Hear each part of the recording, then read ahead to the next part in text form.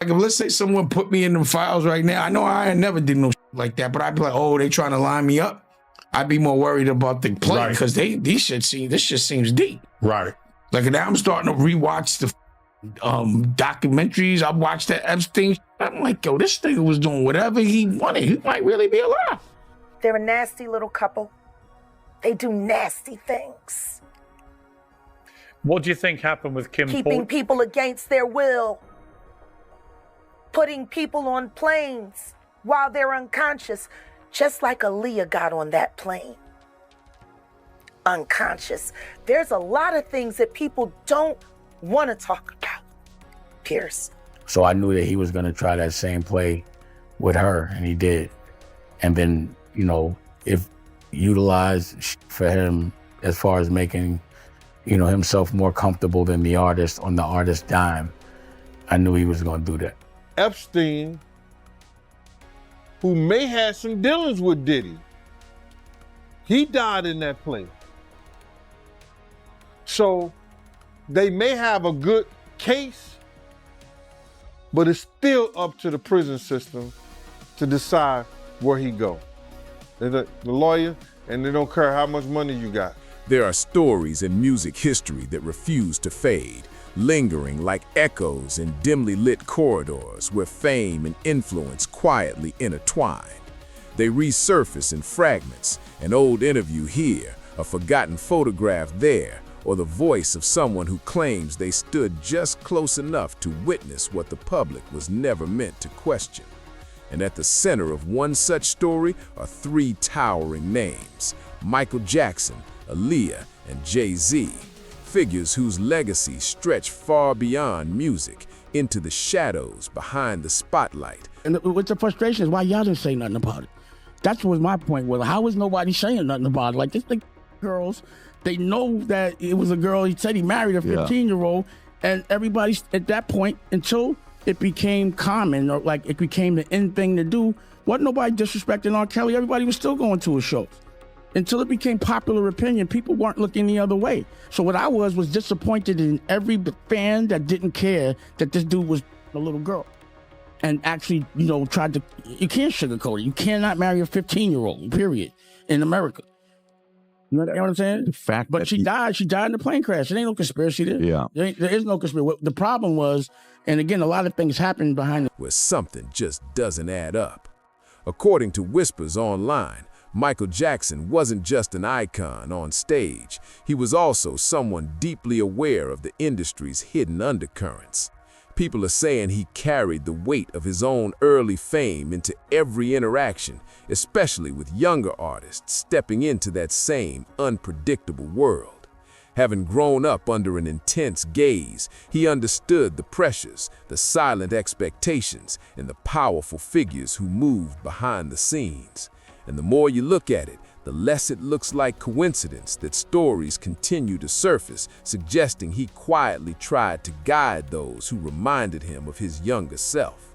Now imagine this, Aaliyah rising fast and effortlessly, becoming a defining voice of her era, moving through elite circles filled with influence, ambition, and unseen dynamics.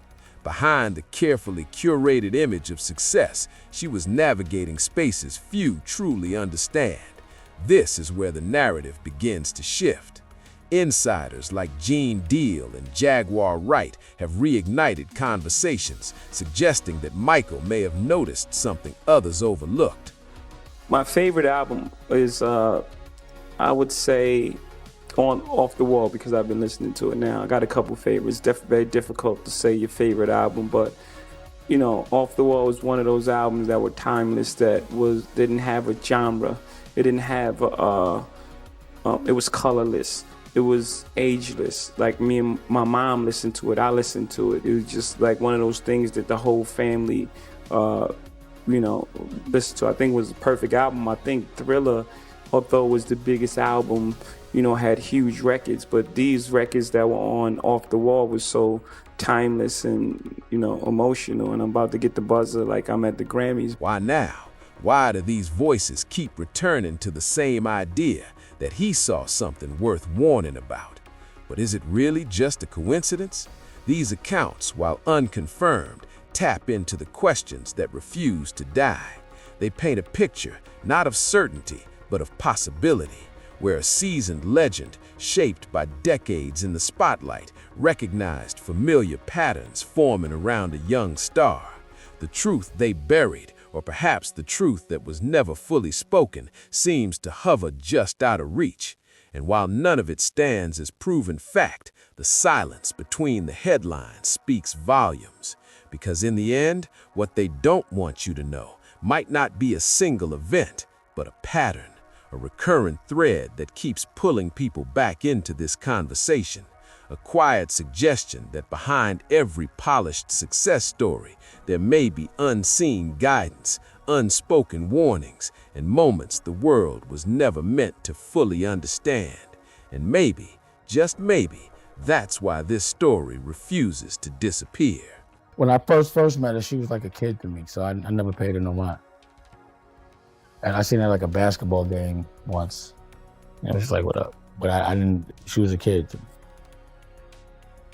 So like, I wasn't listening listening to her music like that or any of that. I kind of met her as like, I didn't even know it was Aaliyah when I saw her. I was like, who the fuck is that? She just looked mad good. That you know that picture that everybody puts up and it's like a Puff's party and we're all on the bed and all that other pause. But like the big pictures, that's the night that we made it happen. So that's where I left, and that's where my life changed dramatically. Yeah, that day, that's when it happened. I was, like I said, me and homeboy was both getting at her. It was like one of us is gonna win, and I won. So Jay, he was trying to get at it too. Yeah, everybody knows that. He was going hard. It was Aaliyah. Everybody was going at Aaliyah. That's why it hurt so much when I was the one that got to get with her, but I wasn't even thinking I was gonna fall in love. But she just was too ill, too cool.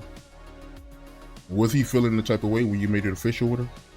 Yeah, but I didn't want to do that to him, bro. Obviously, you see what happened. You know what I'm saying? So, yeah, I would say so. His friends get with him. Right. So what I do want to ask you about Aaliyah, what was the situation with Hype Williams where, he took her plane and she had to take the plane that he was using? Like, what happened with that? No. She was in Miami and the video was supposed to be in Miami. And I had told her, I was like, Hype does this thing where he'll act like he needs more days just so he can get paid more. And don't let him do that. And then, all of a sudden she comes back and was like, he wants to go to the Bahamas. I was like, I told you he was going to do that. And what I had heard was that, what I was told was she was supposed to be on Lenny Kravitz's jet, but he offered it to her. And you could ask Lenny Kravitz, I guess. And Hype took it and had her on that plane. But he had a pattern, when we did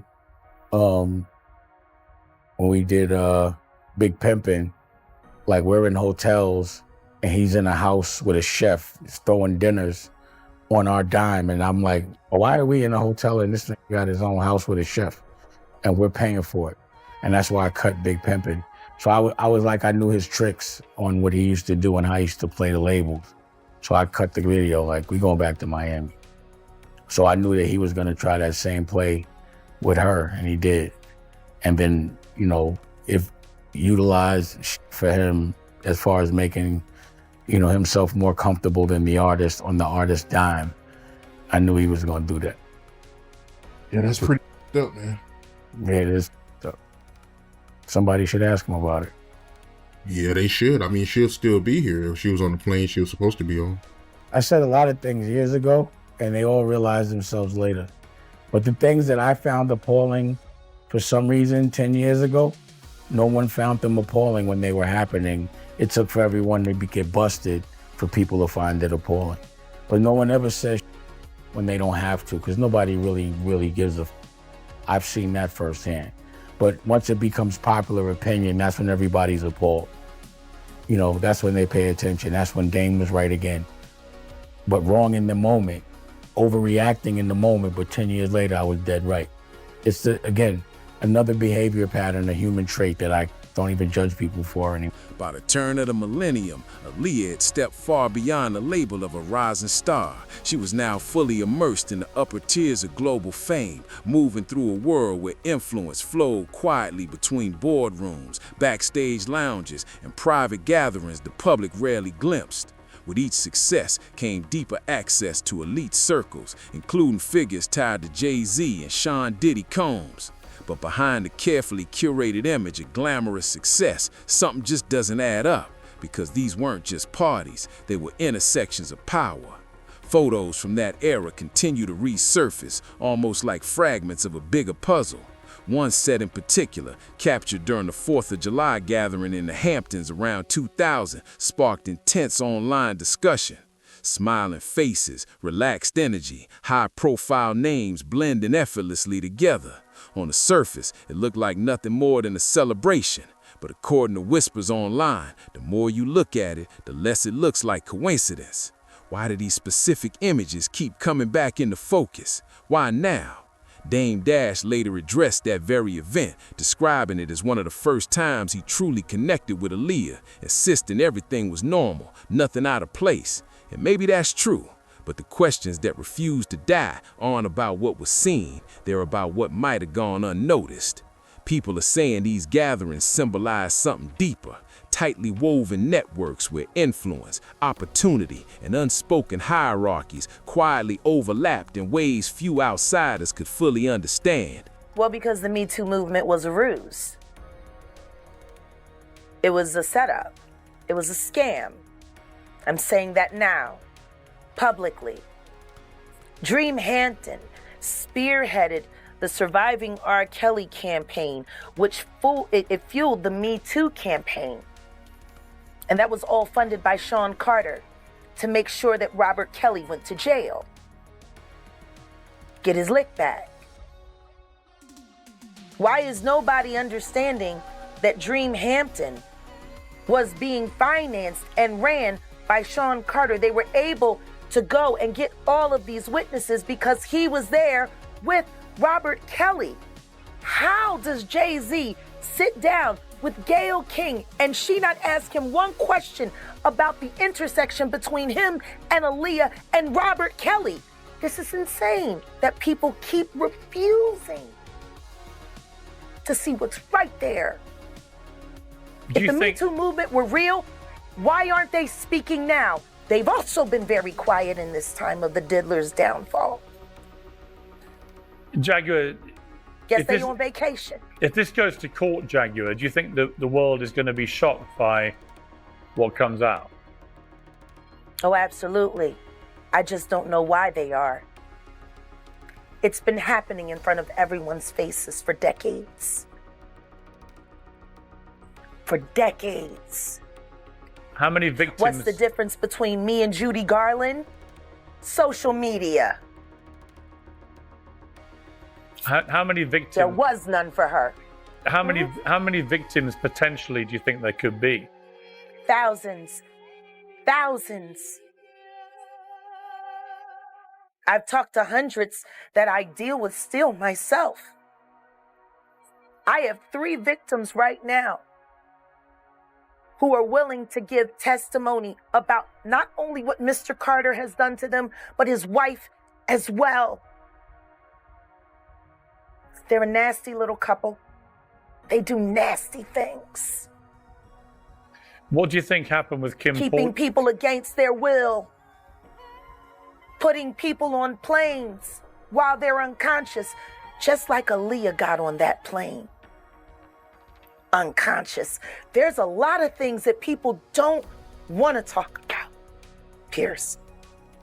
Listen, like I said, Jay-Z and Beyonce are not here, unfortunately, to respond to that. I know. I'm just being honest with you. No, you're perfectly entitled to your views, obviously. Kim Porter, Yes. a new book claims that Diddy may have been involved in her early death. What do you think of that? I think people should really look into that more. I am friends with Albie Shore. I love him. I love his children. I knew Kim. We used to all hang out together at the Kit Kat Club back in the mid-90s when Diddy was first starting his reign. I watched that whole thing happen. And everything that Albert has been through, every attempt on his life that has been ignored by the authorities, it all leads back to Diddy. And everyone knows it. The wiretapping of the phones, putting air tag on children during visits. These are normal practices that these people do. This is where the narrative begins to shift again, because while some saw harmless networking, others saw something far more complex, an environment where young stars were suddenly surrounded by individuals with years of experience navigating the industry's hidden undercurrents. And imagine this, someone like Michael Jackson watching from a distance with the weight of years in the spotlight behind those knowing eyes. Would he have recognized patterns others missed? Would he have sensed the kind of pressure building beneath the surface? So like with people and the way they act, when I see people that are bitter now, that are just like are hurt for no reason or want to hurt people, I attribute it to something that happened to them when they couldn't protect themselves. Because I never got it, luckily. Mm-hmm. I never was traumatized when I couldn't defend myself. I was protected very well. I don't know who I would be if I got violated when I couldn't fight back. You know, I'm lucky enough to be untraumatized other than the things that other people are traumatized about, like death. Like I lost my mother at 16, but no one ever violated me. You know, I'm not mad at nobody. I don't feel like I have to get revenge. You know, I do want revenge for Aaliyah's death. I just don't know who to get. Right. And I was crying the other day about that. You know, but I don't know what the happened, man. But it's getting weirder and weirder. But I just feel like if somebody really did that, then someone deserves to be, someone should avenge her. Gotcha. You know, it's a lot. That's what I'm saying. Everything that happens with this conspiracy, I gotta know them. I don't want to deal with that. I'd rather be in the crowd and be like, I wonder if this is real or not. Like now I remember all these years, they were saying I was in the Illuminati, and I was, what the f are you talking about? I don't have no money. Like, you know what I'm saying? I should have a lot more money. I'd have a lot more help. I don't have no brothers helping me. But now I'm like, oh, they might have really been in the Illuminati. Yeah. I mean, it seems like it's inevitable now. It just, you know, it seems like the Europeans needed to, because what I'm understanding, you know, there was a war to keep the British out of America. So the only way they could get in America would be through someone that's American. Right. So it looks like they funded the Carnegie dude. He got his money from Europe. And I don't even believe the Rockefellers was like that even now. I don't even know if Mark Zuckerberg is like that. Anyone aggregating data, I'm like, you might work for the government. Someone just put you up there. If I can't figure it out, if I'm not like impressed with your logic when I speak to you, again, there would be certain people that are locked up now, and I'd be talking to them, and I'd be like, there's no business acumen. They don't even understand what's going on. How the f do they keep getting these deals? Where are they getting this money from? Like, I just be seeing people else money, and I just like, well, it just, I know what you make. I know what you got to spend. I know about margins. I'm like, I don't know how you getting this kind of bread. So from now on, if I can't figure it out, you just pop up and you the Great Gatsby for no reason, you a spy. You know what I'm saying? Period. You either with Russia, Mossad, or, you know, the government, CIA. But that's the way you get people. You with their vices. You get them drunk, high, and then you make, and it seems like they get you on camera, and then they blackmail you. And then you got to go against your friends. I don't think they want to. I think they got caught up. So when you think that some people got caught up, like when you hear like, you know, some of your former friends like Pusha T. I can't even comprehend that. And Jay-Z. Honestly, even with him, I'm like, they're mentioned in these files. I just want to know why. Put it like this. Let's say they didn't do anything and someone's lining them up. Like, if let's say someone put me in them files right now, I know I never did no like that, but I'd be like, oh, they trying to line me up. I'd be more worried about the play because this shit seems deep. Right. Like now I'm starting to rewatch the documentaries. I watched that Epstein. I'm like, yo, this nigga was doing whatever he wanted. He might really be alive. Just the way they, you know, the way no one's getting prosecuted and how he got that bid and how that was the But even to his death, it's just a lot of it's a lot of people that have vices. But even to his death, like I'm like, anybody that's cool must like young girls. Because for me, I don't respect people that would violate women. Right. That's why I walked away. I don't want no parts. I don't want $1 of anyone that's with little girls. And if you notice, I don't make the $1. I made sure. No, I remember when you talked about the R. Kelly situation. In all of it. Yeah, you was like, I don't want no money from it. Nothing. So why you think I was all right with going to auction? And you said that before the files came out, before everything. Gene Deal, a former insider who spent years close to powerful figures, has added another layer to the conversation. In various interviews, he described an industry where relationships, influence, and business moves often existed within tight, exclusive circles. According to Whispers Online, he suggested the younger artists sometimes stepped into these environments without fully grasping the dynamics at play.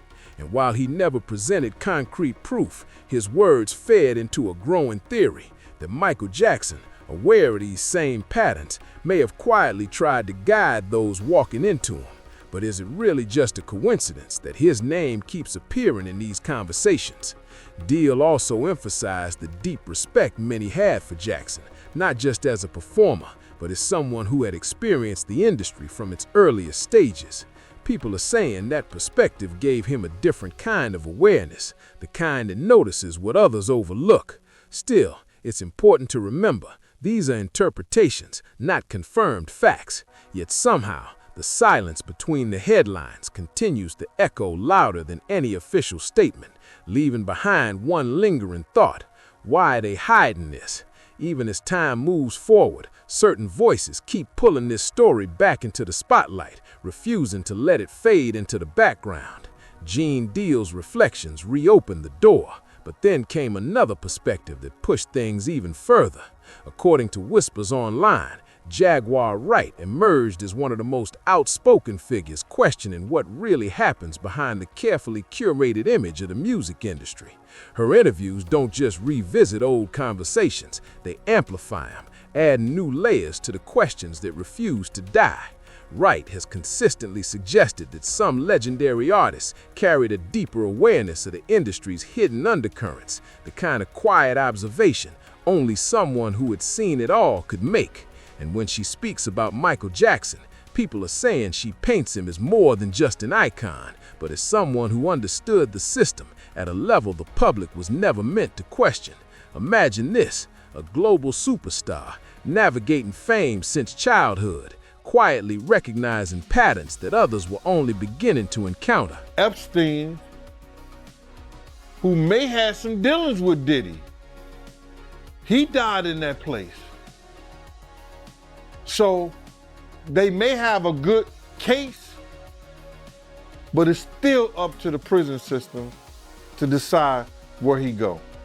The lawyer, and they don't care how much money you got, but it's based on the lawyer. So that's why if you've seen online recently, people coming out, they getting ex-COs or wardens or detectives to speak out and say how dangerous Brooklyn MDC is. That's their lawyers them paying people to come out and talk about that, so to try to help persuade the courts, which is the part of the prison system, to see what they're gonna do. Would they do anything to say, yo, listen here, man, this guy's life might be danger over here because people think that he has something to do with Pac, people think he has something to do with Biggie, and they right here in Brooklyn. You understand? It's right here in Brooklyn, and some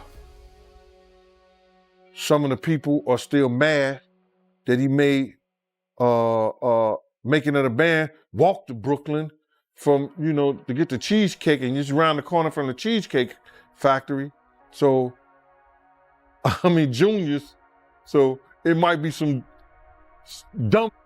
So y'all need to get him out of here and ship him to Jersey because somebody gonna kill him over here. Those are good arguments, if you want to call it, but it's bull. He gonna get the same treatment no matter how much he got, money he got, from them correction officers. Because if they don't and they get caught giving him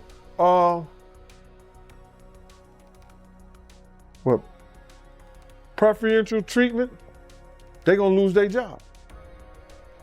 So you feel like Pac fans will try to do something to him? Pac and Biggie fans. He can have issues with both of them because a lot of people think, because of the statement that Keefe D made, that he did something to Pac. A lot of people know or think that because of Biggie leaving, they finding out that Biggie was leaving Bad Boy, that he may have had something to do with Biggie. People feel that way. You hear it all the time. You see it all the time on the chats and all that stuff. Have you heard the reports about Diddy being worried about his kids? Bro, he get phone conversation. He get a phone call just like everybody else. And now they got all kinds of things where you got guys got iPads, people guys got telephones, iPads, and all that in prison. So his kids are well taken care of. You know what I'm saying? He wasn't worrying about those kids before he got locked up. Not like that. Maybe with the baby so, but the other girls, they seem like they fine. Quincy seemed like he's doing a good job in making sure that those girls are being taken care of. And the rest of everybody else is grown. Or they young adults. So that's just a ploy, bruh. All that's a ploy to, try to change the circumstances in this situation. But they won't change. His circumstances and situation as far as the correctional facility and where he's being housed at is not going to change until the courts tell him to change it. So all these things that the lawyers is putting up, all these things that the lawyers is saying, it ain't gonna do him no good, bro. It's not gonna do him no good until the courts and his lawyers come in with some good briefs and say, yo, listen here, our client should be released because he did this. If it's 3 months from now and Diddy has to go to, he's been in jail and then he has to go for another bail hearing, you better hope that he been in a drug program while he was in jail, he cleaned. You understand what I'm saying? He did something to show the judge that he's different from the first day he walked in. In her discussions, Wright has hinted that Jackson may have felt uneasy about the environment surrounding younger artists like Aaliyah, not as a confirmed narrative, but as a possibility that lingers in the shadows behind the spotlight. The more you look at it, the less it looks like coincidence that his name keeps surfacing in these conversations. Was it instinct, experience, or something deeper that only a few could truly see? Still, something just doesn't add up, and that uncertainty is exactly what keeps people watching. At the same time, her claims remain deeply debated. Some believe she is pointing toward truths hidden in plain sight, while others argue there's little concrete evidence behind the stories. But regardless of where opinions fall, her voice has undeniably reignited interest in how figures like Michael Jackson interacted with rising stars during critical moments in their careers. Why now? Why do these narratives keep resurfacing just when they seem ready to disappear? And then, almost unexpectedly, another layer emerges, one that contrasts sharply with the tension of these theories. Despite all the speculation, Michael Jackson and Jay-Z were publicly seen sharing moments of mutual respect. One unforgettable scene unfolded at the 2001 Summer Jam concert, where Jackson appeared on stage during Jay-Z's performance, creating a moment that electrified the crowd. It was a rare glimpse of unity at the highest level of fame, but even here, the questions linger. Behind the applause and flashing lights, was there more to their connection than the public ever realized? Jay-Z himself has spoken with admiration about Jackson's work, especially albums like Off the Wall, describing it as timeless, almost beyond definition, music that didn't belong to any one category. And maybe that's the perfect metaphor for this entire story, because just like that album, the narrative surrounding these figures doesn't fit neatly into one explanation. It drifts between admiration and mystery, between what is known and what they don't want you to know. leaving behind a trail of intrigue that refuses to fully resolve. It was the kind of music that didn't belong to a single moment. It lingered across generations, echoing through living rooms, car rides, and quiet nights where entire families shared the same soundtrack.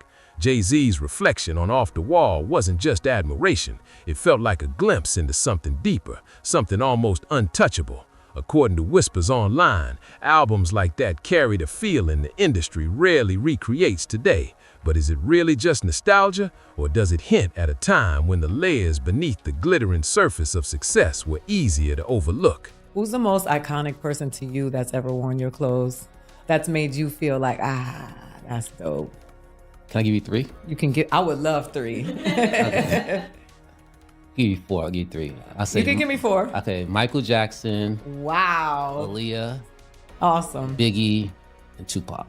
Man, that's so dope. I think, and what's crazy, when each moment happened, I didn't realize how big of a moment this was when they wore the clothes, you know what I'm saying, when these things happen. But again, once you living in the moment and accept the energy, things that's happen your way, you got to be there to accept that moment. And we did each time. And that's why the brand is where it is today. So when did Michael Jackson wear Karl Kani? Yeah, that was cool. It's actually, it's on the front cover of Vibe magazine. It was when Kadada, Quincy Jones' daughter, she styled the shoot. She's the one who, she said Michael wanted to be hip again. So they got Michael to wear urban wear for the first time ever. So he wore Karl Kani, Tommy Hilfiger, and Diesel in the ad layout in the Vibe magazine. So him and Quincy and Kadada, all 3 had it on in the Vibe magazine special magazine that came out that issue that came out that year. Wow, yeah. That just sounds so amazing. Yeah. I feel like Aaliyah was always iconic. Like, I mean, look at me. Look what I got on. Like, she had such an influence. Mm-hmm. And Biggie would rap about wearing dope. Yeah, Dope wear. Biggie mentioned, he's the first one to actually mention my name in his songs. You know, when Biggie mentioned Karl Kani in his songs, I was like, wow, this is real. Like, I didn't realize the impact the brand was having on the streets back then. 'Cause, you know, back then there was no social media. Yeah. So you got to kind of like, music and magazines told you the impact you were having. So for Biggie to mention my name in his songs, he could have mentioned any other brand, but it was just, that's what he wore. You know what I mean? Because we took care of the big man in clothing. We were the first brand to actually go up to size 60 and give big guys fashionable clothing to wear, which is one of the things that we wanted to do. And allow them to start acting a fool. Exactly.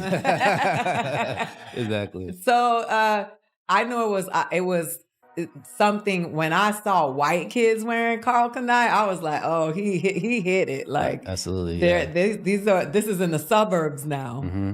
Yeah, how does that feel to know that everybody wants to wear your clothes? You know, again, I give all homage to hip hop music, to be honest with you, because, you know, that was like the foundation. Like, as hip hop music grew, our brand grew, right? Because when we first started, no other clothing brand or designers wanted to embrace hip hop artists. Because first of all, no one thought it was gonna last. Yep. They also felt like if I start putting hip hop artists in these clothing, my original customer may not want to buy my clothing anymore.